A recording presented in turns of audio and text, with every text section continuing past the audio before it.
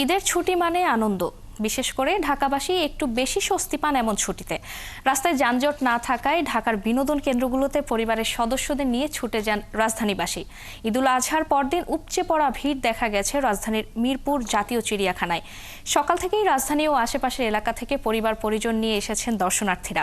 ঈদের দীর্ঘ ছুটিকে উপভোগ্য করে তুলতে কেউ এসেছেন পরিবারের সঙ্গে, কেউ বা বন্ধু বান্ধব নিয়ে। গাছের ছায়ায় ঘুরে ঘুরে বিভিন্ন প্রজাতির প্রাণী ও পাখি দেখছেন তারা।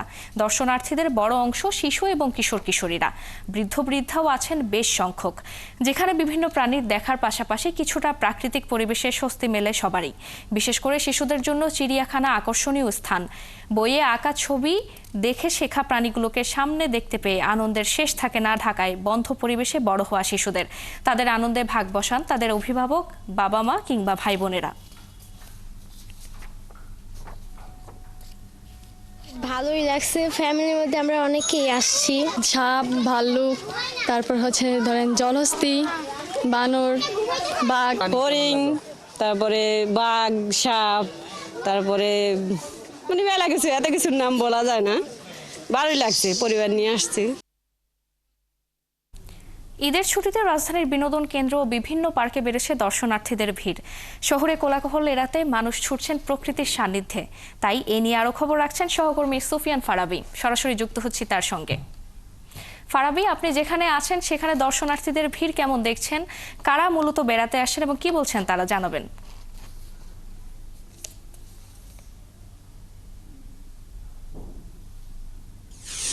আমরা ঢাকার বেশ কয়েকটি বিনোদন কেন্দ্র বা ঈদ উপলক্ষে যারা ঘুরতে বেরিয়েছেন সেই সমস্ত জায়গাটা আমরা ঘুরে দেখেছি। আসলে টানা 10 দিনের যে ছুটি তারা পেয়েছেন পুরো দেশের মানুষ, তারা কিন্তু আসলে মারাত্মক আনন্দিত এবং সেই সাথে উদযাপনের সময়টা পার করছেন। আমরা এই মুহূর্তে রয়েছি রাজধানী চন্দ্রিমা উদ্যানে। এখানে দেখেছি যে বিকেল শুরু হতেই মূলত কয়েক হাজার মানুষ এখানে এসেছেন এবং তারা কিন্তু পুরো উদ্যানটিতে ঘুরে বেড়াচ্ছেন। আমরা শিশুদেরকে দেখেছি খুব বেশি আনন্দ উল্লাস করতে, সেই সাথে একটা চমৎকার পরিবেশে এই দীর্ঘ ছুটিটা কাটাতে কিন্তু আমরা পরিবার পরিজন নিয়ে সবাইকে আসতে দেখেছি। তবে নব থিয়েটার আমরা দেখেছি আসলে ভোগান্তির কিছুটা বিষয় ছিল, সেখানে আমরা দেখতে পেয়েছি আসলে যেই পরিমাণ দর্শনার্থী এসেছে তারা আসলে সেভাবে ঢুকতে পারছে না।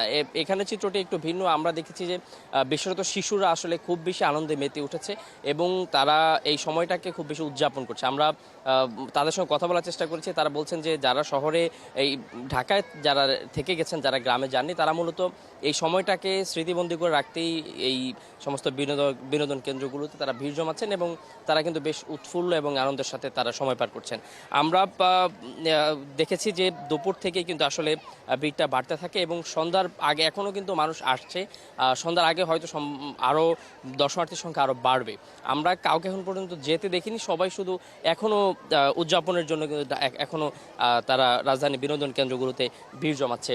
সেই সাথে জানিয়ে রাখি যে এখানে আসলে যে পরিমাণ দর্শনার্থী হয়েছে এবং নব থিয়েটার সহ ঢাকা বিনোদন কেন্দ্রগুলোতে যে পরিমাণ উপচে ভিড় আমরা দেখতে পেয়েছি, তাতে এবারে ঈদটা একটু ভিন্নভাবে কাটছে নগরবাসীর, এমনটা কিন্তু আমরা বলতে পারি। ফারজানা, এই ছিল জিয়া উদ্যান থেকে আমার কাছে থাকা সর্বশেষ তথ্য।